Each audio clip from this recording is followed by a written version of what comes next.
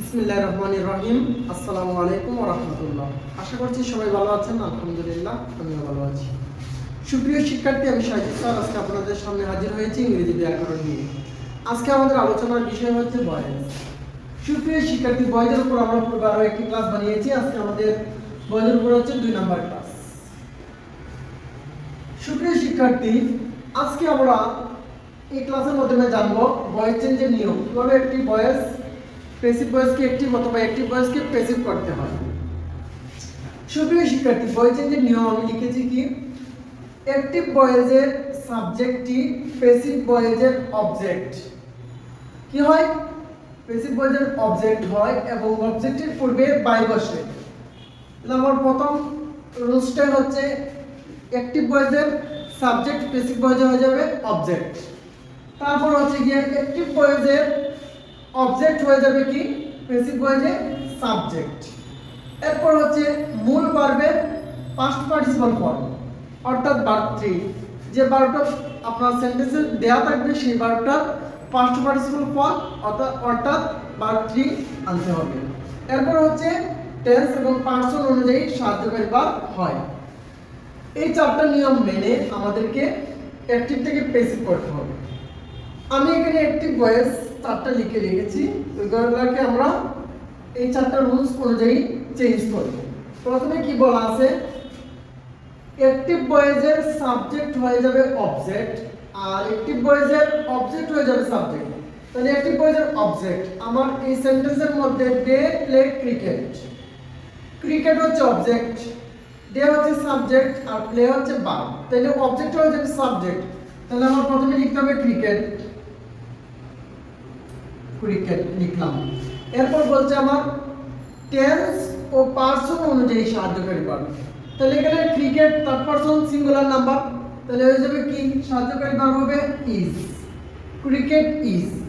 এরপর মূল ভার্বের ফার্স্ট পার্টিসিপল ফর্ম, প্লে হচ্ছে আমার ভার্ব, ভার্বের ফার্স্ট পার্টিসিপল ফর্ম হচ্ছে গিয়ে প্লে, প্লের ফার্স্ট পার্টিসিপল ফর্ম হচ্ছে প্লেড, প্লেড। তারপর হচ্ছে অবজেক্টের পূর্বে বাই, তাহলে বসাবো আমি বাই।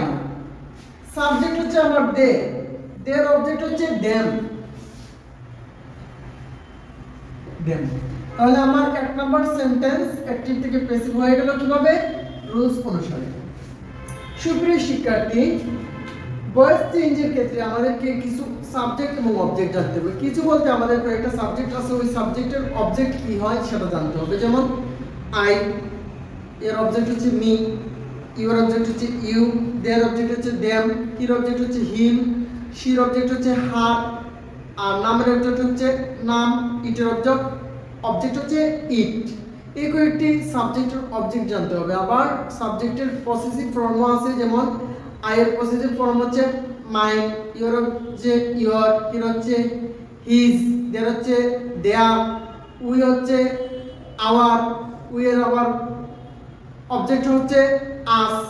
এভাবে আমাদেরকে কয়েকটা সাবজেক্ট আছে, এগুলো সাবজেক্ট, অবজেক্ট এবং পসেসিভ ফর্ম জানা থাকলে ভালো। এরপর আমার আরেকটি সেন্টেন্স হচ্ছে যে হি ওয়াজ ইল, সে অসুস্থ ছিল।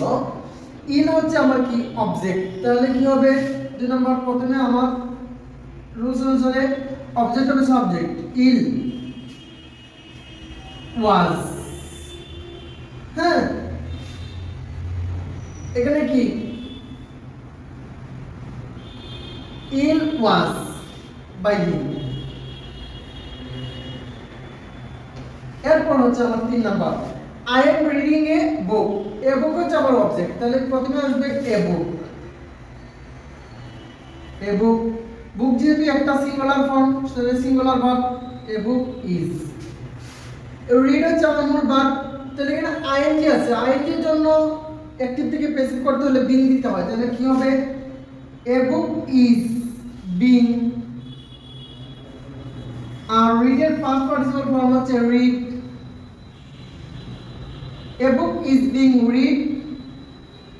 তাহলে আমার আর বাকি থাকলো কি আই, হয়ে যাবে অবজেক্ট, অবজেক্টের আগে বাই বসে, আই এর অবজেক্ট হচ্ছে মি। আশা করছি বুঝতে পেরেছেন। এরপর হচ্ছে 4, দে ওয়ার প্লেইং ক্রিকেট, এখানে ক্রিকেট হচ্ছে আমার কি অবজেক্ট, তাহলে লিখবো আমি cricket. Cricket singular subject, singular verb আসবে, তাহলে কি হবে, যেহেতু ছিল কি first tense, first continuous tense, তাহলে এখানে ইজের জায়গা হবে ওয়াজ। Cricket was. আইএনজি জন্য হবে বিং, লিখলাম আমি বিং।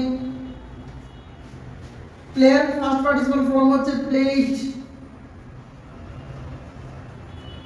তারপর অবজেক্ট হচ্ছে আমার, সাবজেক্ট হচ্ছে দে, দের অবজেক্ট হবে দেম, তারপর হবে বাই, কারণ অবজেক্টের পূর্বে বাই বসাতে হয়, তারপর হচ্ছে দেম।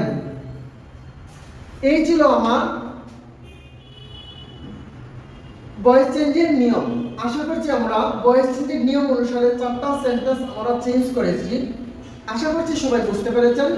সবাই ভালো থাকবেন, সুস্থ থাকবেন। দেখা হবে পরবর্তী ভিডিওতে। আল্লাহ হাফেজ।